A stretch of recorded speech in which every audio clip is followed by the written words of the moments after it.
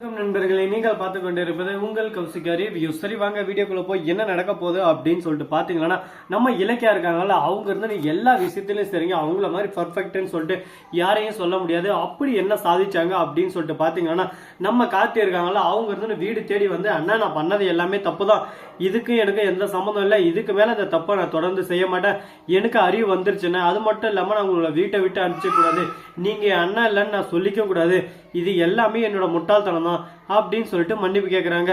என்னடா இது ஆச்சரியமா இருக்கு, நம்ம கார்த்தியா இது அப்படின்ற மாதிரி ஒரு பக்கம் தோணுது இல்ல. ஆமாங்க, வந்து மன்னிப்பு கேட்டு இருக்காரு. நம்ம கௌதம் இருந்து சைலண்டாவே நின்று இருக்காரு. எப்பா சாமி, உன் சகவாசமே மனா, நீ உன் வேலையை பார்த்துன்னு போப்பா, திரும்ப என் வாழ்க்கைக்குள்ள வருவேன், திரும்ப இந்த அண்ணனை அசிங்கப்படுத்துவேன், அவமானப்படுத்துவேன், கேவலப்படுத்துவேன், எனக்கு எதுக்கு இதெல்லாம் சொல்லு, என் பொழப்பு என்னவோ நான் பாத்துக்கிறேன், என் கஷ்டம் என்னோட போட்டோம், நீ சந்தோஷமா இருந்தா அது போதும் கார்த்தி, தயவு செஞ்சு இங்கிருந்து கிளம்பு, உன் பொண்டாட்டிக்கு தெரிஞ்சு லக பின்னாடியே வரப்போறா அப்படின்னு சொல்லிட்டு நம்ம கௌதம் சொல்றாங்க. மறுபக்கம் நம்ம இலக்கியா இருக்காங்களா, அவங்க வந்து எந்த அளவுக்கு ஒரு மொக்க முடியுமோ அந்த அளவுக்கு ஒரு பக்கம் இந்த மாதிரி எல்லாம் ஒரு பக்கம் பிரச்சனைகள் ஓடின்னு இருக்குங்க. இதுக்கு அப்புறம் இப்படிதாங்க ஒரு பக்கம் நசன பிரச்சனையெல்லாம் போயின்னு இருக்கு. அதே சமயத்துல திடீர்னு நம்ம இலக்கியா திக்குன்னு முழிச்சு உக்காடுறாங்க. அப்பதான் தெரிய வருது, அடடே கனவாடா இதெல்லாம், இவ்வளவு நேரம் நான் எல்லாம் ரியல்னு சொல்லிட்டு நினைச்சுட்டு இருந்தேனே, கனவுல கூட பாத்தீங்களா எந்த அளவுக்கு ஒரு பக்கம் எஃபெக்ட் போடுறாங்கன்னு சொல்லிட்டு. ஆனா நம்ம கார்த்தி ஜென்மத்திலயும் வர போடுறாரு. கார்த்தியை பார்த்த வரைக்கும் ஒரு மூட நம்பிக்கை பிடிச்சவரு. ஏன்னா அவரு யார் எது சொன்னாலும் நம்புற ஆளு. அவர்கிட்ட போயிட்டு இதுதான் நியாயம், இதுதான் கரெக்டா அப்படின்னு சொல்லிட்டு சொன்னா நம்புவாங்க பாங்க. ஒருத்தர் நம்ம விஷயத்துல செட் ஆகலையா, என்னதான் இருந்தாலும் நம்ம அந்த விஷயத்துல இருந்து நம்ம விலகி போறது மிக சிறந்த விஷயங்க. ஒரு விஷயம் செட் ஆகலாம், அதை விட்டுட்டு அடுத்த இதுக்கு நம்ம மூவ் ஆயிட்டு போயிட்டே இருக்கணும். அதை விட்டுட்டு ஐயோ அவங்க அப்படி நினைப்பாங்க, ஐயோ இவங்க இப்படி நினைப்பாங்க, அவங்க எப்படி நினைச்சா நமக்கு என்னங்க, நாம எப்படி நினைக்கிறோம் அதுதான் நமக்கு முக்கியம். அதை விட்டு நமக்கு பிடிக்காத விஷயத்த நம்ம செஞ்சுன்னு இருக்கணும்னு சொல்லிட்டு எந்த ஒரு அவசியமும் இல்லை. ஏன்னா நமக்காக எஃபெக்ட் போட்டு நமக்காக எல்லாமே பண்றாங்க பாத்தீங்களா, அவங்களுக்கு சரி நம்ம இந்த எஃபெக்ட் போறதுல ஒரு பிரோஜனம் இருக்கு. ஆனா நாம எது சொன்னாலும் ஒரு இதவும் நினைக்காம அவங்க எது செய்யறாங்களோ அதுதான் கரெக்ட், அவங்க நினைச்சது மட்டும்தான் நடந்தா போதும் அப்படின்னு நினைக்கிற இடத்துல நம்ம போய் ஒரு யூஸும் செய்ய தேவையில்ல. அந்த மாதிரிதான் இப்போதைக்கு இருக்கிற கட்டத்துல நம்ம கார்த்தி போயின்னு இருக்காரு. அதனால கார்த்தியோட அவசியம் நம்ம கௌதமுக்கு தேவையில்லை, கௌதம் இருந்து விட்டு விலகிறதே பெட்டர் அப்படின்னு சொல்லிட்டு அந்த இடத்துல இருந்து அவர் விலக முடிவு பண்ணிட்டாரு. அதே சமயத்துல மறுபக்கம் நம்ம எஸ்எஸ்கே இருக்காருல, அவர்கிட்ட ஒப்பீனியன் கேட்டு இருக்காங்க.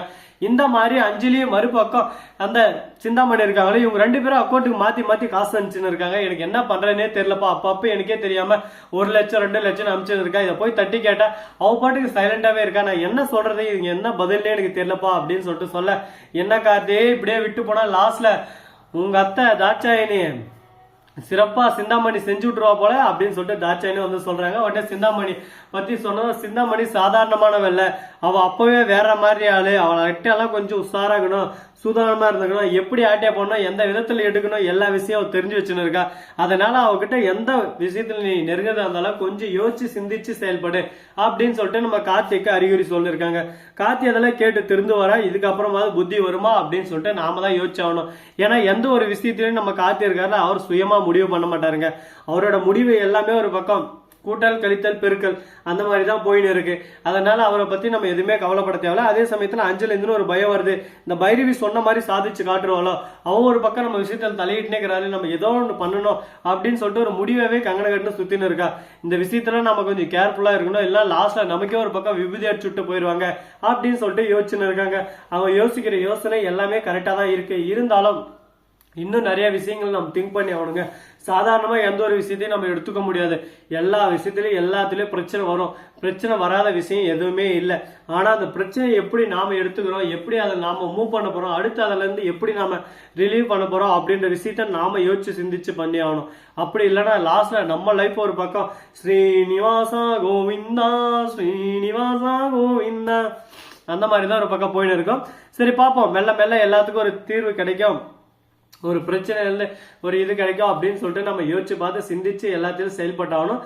இதுக்கப்புறம் என்னென்ன விஷயங்கள் நடக்க போகுது, எப்படியெல்லாம் கொண்டு போக போறாங்க அப்படின்ற ஒவ்வொரு இன்ட்ரெஸ்டிங்கான ஆர்வமான எல்லா விஷயத்தையும் நம்ம பார்த்து தெரிஞ்சுக்கலாம். இதுக்கப்புறம் என்ன நடக்க போகுது, ஏது நடக்க போகுது அப்படின்னு சொல்லிட்டு பாத்தீங்கன்னா, நம்ம கார்த்தி இருக்காருல, அவங்க என்ன பண்றாரு அப்படின்னு சொல்லிட்டு பாத்தீங்கன்னா அஞ்சலி கிட்டே சொல்லிடுறாங்க, பாரு அஞ்சலி, நான் உங்கள்கிட்ட டீசெண்டா தானே சொல்றேன், உங்க அம்மா அக்கௌண்ட்டுக்கு எதுக்கு அமௌண்ட் மாத்திர, எனக்கு இதுமே இது பிடிக்கல, சுத்தமா செட் ஆகல, நீ பண்றது எல்லாமே புதுசா இருக்கு, இந்த பழக்கத்தெல்லாம் மாத்திக்கோ அப்படின்னு சொல்லிட்டு சொல்றாங்க.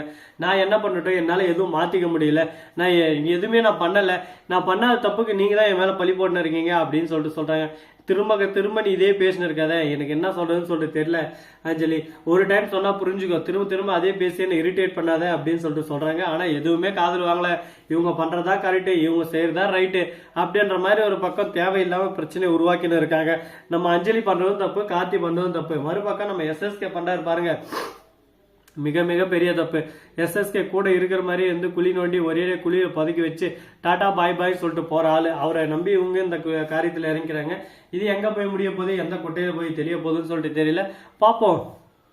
பிரச்சனைன்றது எந்த விதத்துல எப்படி எங்க இருந்து வரும்னு சொல்லிட்டு சொல்ல முடியாதுங்க. ஆனா வர வேண்டிய நேரத்துல கரெக்டா வந்து அடி மேல அடி கொடுத்து ஓட விட்டுரும் ஒரு பக்கம். அதனால பார்த்து பக்குவமா நம்ம ஹேண்டில் பண்ணா நம்ம வாழ்க்கை சந்தோஷமா இருக்கும். இல்லைன்னா நம்ம வாழ்க்கை லாஸ்ட்ல குட்டையில அப்படியே சும்மா மிதக்கிற கட்டை மாதிரி லாஸ்ட் வரையும் மிதனே வந்து அப்படியே அந்த தண்ணிக்குள்ளேயே அமுங்கி ஒரே அடியா போக வேண்டியதுதான். இதுதான் நம்ம வாழ்க்கையோட ஒரு நிலையான நிலை இல்லாத ஒரு நிரந்தரமா இருந்துகிட்டு இருக்கு.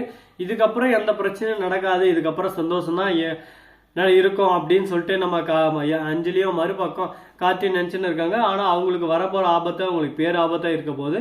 இந்த வீடியோ உங்களுக்கு பிடிச்சிருந்தா லைக் பண்ணுங்க, கமெண்ட் பண்ணுங்க, ஷேர் பண்ணுங்க, டிண்டிங் பெல்ல தட்டி விட்டு போங்க.